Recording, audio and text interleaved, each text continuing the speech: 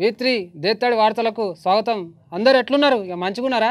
ఇక నేనైతే మంచిగున్నా. ఇక మీ ముందుకు వచ్చేసిన దేత్తాడి వార్తలు పట్టుకొని ఇక దేత్తాడి వార్తలు స్టార్ట్ చేసే ముందు మొన్న మిమ్మల్ని ఒక చిన్న ప్రశ్న అడిగిన, దానికి చాలామంది సమాధానం చెప్పలేకపోయారు, చాలామంది చెప్పారు. ఇప్పుడు చెప్పని వాళ్ళకు నేను సమాధానం చెప్పాల్సిన బాధ్యత నాదేగా. అయితే చెప్తున్నా చూడు, ఒక బంగ్లా ఉంటుంది. ఆ బంగ్లాలో బంగారం, వజ్రాలు, వెండి ఉంటాయి. అయితే కార్లో దొంగ వచ్చి ఆగిండు. ఫస్ట్ ఏ డోర్ తీస్తాడు అనేది ప్రశ్న. చాలామంది చెప్పిరిగా.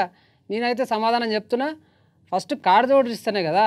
వేరే బంగారం డోర్ తీయాలన్నా, వెండి డోర్ తీయాలన్నా, వజ్రాల డోర్ తీయాలన్నా దొంగ కార్ దర్వాజా తీయాలి ఫస్ట్, అంతేగా. ఇది చాలా సింపుల్ ప్రశ్న. ఓకే, ఈరోజు మన దేత్తాడి వార్తలు స్టార్ట్ చేసేద్దామా? స్టార్ట్ చేసే ముందు మీకు ఒక చిన్న ప్రశ్న. ఏబిసిడీలు ఎన్ని? ఏబిసిడీలు ఎన్ని? ఇంత చిన్న ప్రశ్నకు చాలా ఆలోచించి సమాధానం చెప్పుర్రి. ఇక తెలుసు కదా, మీ కామెంట్ బాక్స్లో కామెంట్స్తో నింపేరబ్బా గట్టిగా. ఓకే, మన దేత్తాడి వార్తలు స్టార్ట్ చేసేద్దాం. ఓరారి సుబ్బారావు, ఏంద్రా ఏమో కొత్తగా కనిపిస్తున్నావు? ఏంది నీ ప్రణాళిక? ఏంది నీ కథ? ఏంది ఏడిపోతున్నావు? అందరు డోర్లు కొడుతున్నావు అంట, వచ్చి ఏం చెప్పిగా అన్నా? ఆధార్ కార్డు, ఫేక్ బుక్, పావుగ్రామ్ ఉన్నాయా అన్న నీకు?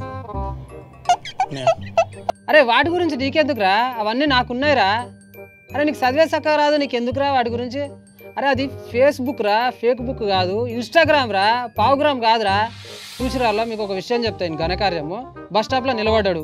వీళ్ళు సికింద్రాబాద్ పోవాలి. సిరిసిల్ల బస్ వచ్చింది. ఇలా ఏం బస్ బిడ్డ అని అడిగింది.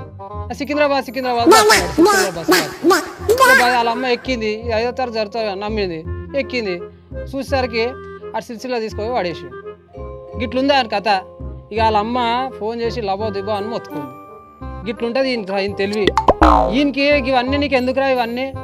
ఇప్పుడు ఏమంటావు మరి? బక్కోడా? నన్ను నన్ను నన్ను నన్ను బక్కోడు అంటావురా? నీకు కొలిచ్చినోని నువ్వు నన్నే బక్కోడు అంటావురా? అరే నువ్వు పొద్దుమికి రారా, నీ గుండు వల్ల పడతా బిడ్డ. బా ఏమన్నా వేస్తున్నావు? పెద్ద పెద్ద బిస్కెట్లు వేస్తున్నావు. రీడా ఒరేయ్, సరే బిడ్డ, సరే బిడ్డ, నువ్వైతే ఇంటికి రా, నీ సంగతి చెప్తా.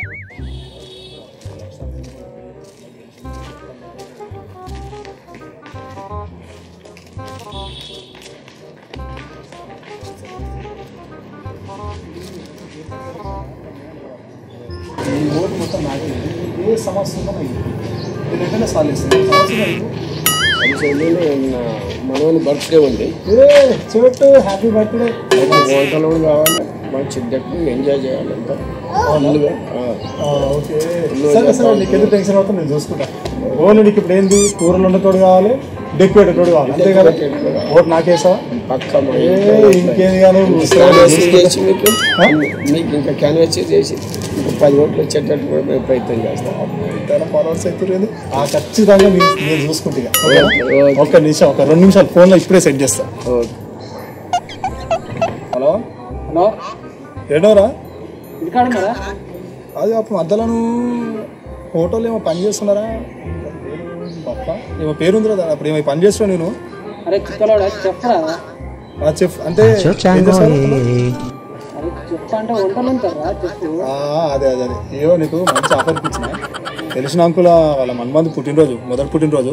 ఇక నువ్వు వచ్చి చికెన్, మటన్, బోటుకూర ఉండాలి. ఇక ఆగు చెప్పేది నువ్వు. 3000 వస్తాయి. 3000 2000 కానీ ఏంది ఇక నిన్ను కూడా, నీ కష్టం కూడా ఎందుకు రాబోయ్. ఇక 2000 నాకు, ఇక 1000 రూపాయలు నీకు ఇస్తా. ఇంకేంది ఇక కరోనా టైంలో మంచి ఆఫర్ ఇస్తున్నా, తీసుకురా. అరే అసలు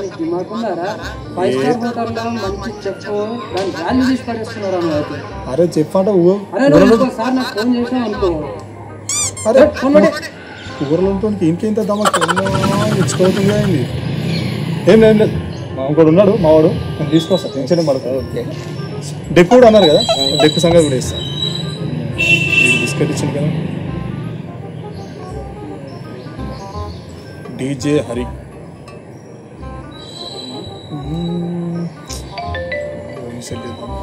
హలో హరి.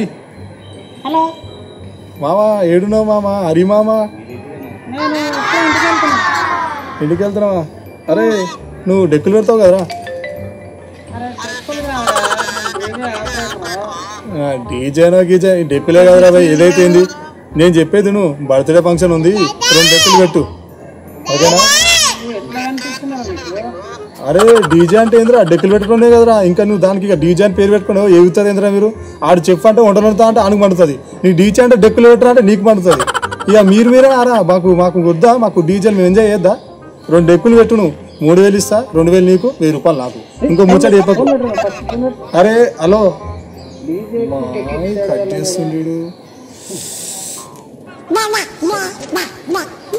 సరే ఏం టెన్షన్ పడకు నాకు ఇక నేను చూసుకుంటా నాకు చెప్పి ఈడ లీడర్ కాబట్టి నేను కమాయిస్తాను సంగతి నేను చూసుకుంటా ఇక చెప్పి ఇక మా దోస్తు చెప్పాడు ఆ వంటలో ఉన్నోడే ఆడేమో బిల్డప్ ఇస్తుండు నేను టెన్షన్ పడకు వాడు ఆ వంటలోనికి లక్షలు కట్టిండాడు టెన్షన్ పడే అవసరం లేదు నేను చూసుకుంటా ఓకేనా రైట్ ఇది ఒక ఓటు వచ్చిందంటే ఇలా ఫ్యామిలీ వచ్చి మొత్తం మనకి నెక్స్ట్ ఈ అపార్ట్మెంట్ పోదాం ఈ ఓట్లన్నీ మనకి నేనే గెలుస్తాను గెలిచిన తర్వాత ఒక దగ్గర రానియద్దు ఎందుకన్నా మంచిది ఇప్పుడే ఒక్కొక్క దూరం పెడదామా గెలిచిన తర్వాత ఒక్కొక్క దూరం పెడదాం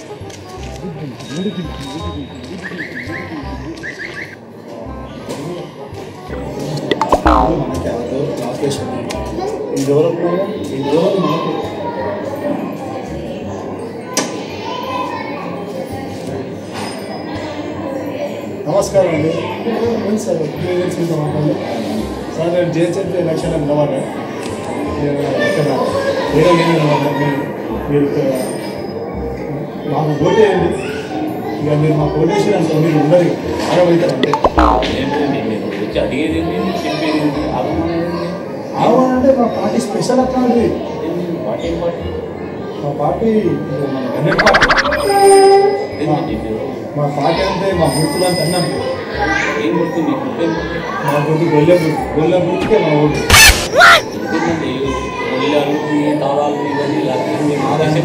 నా తోటే బయట ముందే ఎక్కడే చూసుకుంటాం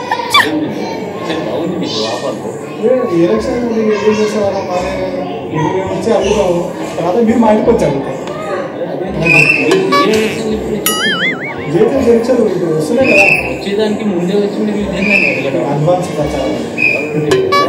నాకే మీరు నన్ను నమ్ముర్రి ఇక ఉన్నంత అమ్మేది ఉండదు ఇక మిమ్మల్ని ఎక్కడికో తీసుకెళ్తా బయట మంది నేనైతే నేను చూసుకుంటాను హలో అన్న నీ పేరు మీద ఒక పాట పాడానా హలో అన్నా హ్యాపీ ప్రచారం డే అన్నా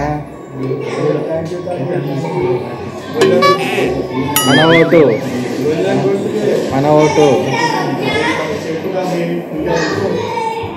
ఒక పాట పాడానా పార్టీ తరఫున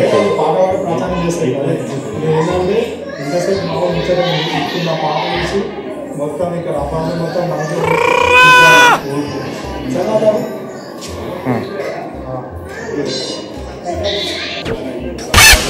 అందరూ వాడాలి ఉన్న మూర్చాన్ని మనకే వచ్చేసాం ఎవరు గెలవద్దు ఇప్పుడు అన్న రాను పాట షూట్ చేద్దాం అన్నలారా అక్కలారా అన్నిలారా అంకులారా నా మొక్కలు చూడర్రి గొల్లం గుర్తుకే కోటు వేయర్రి గంగిరెద్ద సార్ ఏం సార్ గట్లా అంటున్నామే మరి అట్టుకుంటే కనిపిస్తుంది మరి కాదు ఏ ఊరుతాం మరి సిద్దిపేట సిద్దిపేట అంటే మంచిగా ఉంటుంది తిగోడు లెక్కున్నాను అలా నువ్వు నా కోటలే అనుకో నీ బిడ్డకి నెక్స్ట్ బర్త్డే కేక్ ఉండదు నెక్స్ట్ బర్త్డే లేకుంటే నేను బయట ఎక్కడ కొనుక్కుంటా బేబీ షాప్ కొనుక్కుంటా నీతో ప్లీజ్ అన్న ఊటే కదా తిగోడు లెక్కున్నాను అంతా ఇంకా ఎలక్షన్ చాలా ఇప్పుడే చేస్తారు దమ్ చేస్తారు అరే ఏంద్రా నీ కథ ఉన్న జాగలుండవు ఏది కొత్తది వస్తే అది పట్టుకొని ఊగులాంటేనారా తిన్నవా బస్వన అంటే తిన్నా అంటావు పన్నవా బస్వన అంటే పన్న అంటావు ఆలోచించేదేమో చాట్ అంతా చేసేదేమో చుగ్గింత గోరంతా అన్నా నీ ఓటు నాకే వేయరన్నా ఎవరికి వేయద్దు అరే నీ పార్టీ ఏంద్రా కనెక్ట్ పార్టీ గుళ్ళం గుర్తు సూచి గుర్తు గోలగుడి అరే నీ పార్టీ పేరేంది నువ్వేంది అరే గణెట్ పార్టీ ఏందిరా గణెట్ గాను గణెట్లు అయితే వాళ్ళ మీద ఊరయ్యా నీ బాధ అంత ఇదా ఏం లేవులా ఈడు మనకు ఇందాక నుంచి చెప్దామని ట్రై చేసేది మనకి ఇప్పుడు కానీ అర్థమైంది ఇప్పుడు జిహెచ్ఎంసీ ఎలక్షన్స్ వస్తున్నాయి కదా దానికోసం లీడర్లు ఏ విధంగా వాళ్ళ ప్రణాళిక ఉంటుంది అనేది వీడు మనకు ఎడ్డెడ్డిగా చేసి చూపిస్తాడు సమాజంలో చాలామంది రాజకీయ నాయకులు డబ్బులు ఇస్తున్నారు 90% మంది డబ్బులు తీసుకుంటున్నారు ఎప్పుడైతే రాజకీయ నాయకుడు డబ్బులు ఇస్తాడో రాజకీయ నాయకుడు సంపాదించుకోవాలని చూస్తాడు, కానీ బర్డెన్ పడేది మాత్రం సామాన్యులపైనే. అన్ని రేట్లు పెరుగుతున్నాయి. దానికి కారకులు డబ్బులు తీసుకున్న 90% మంది ప్రజలే. అందరూ డబ్బు తీసుకోకుండా మంచి నాయకుడిని ఎన్నుకోండి, అభివృద్ధి పదంలో మన దేశాన్ని నడిపించే ప్రయత్నంగా ముందుకెళ్ళండి.